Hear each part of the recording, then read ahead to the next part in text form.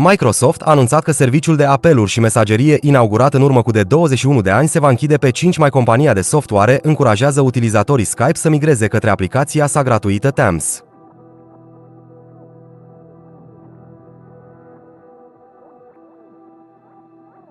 Skype a câștigat atenția publicului în anii 2000 pentru că a oferit oamenilor o modalitate de a vorbi fără a plăti compania de telefonie, dar s-a împiedicat în era telefoniei mobile și nu s-a bucurat de o renaștere majoră în timpul pandemiei, scrie CNBC.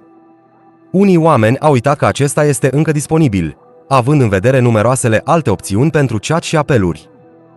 Am învățat multe de la Skype de-a lungul anilor pe care le-am pus în Teams pe măsură ce am evoluat echipele în ultimii 7-8 ani, a declarat Jeff Teper, președintele aplicațiilor și platformelor de colaborare Microsoft 365, într-un interviu acordat CNBC.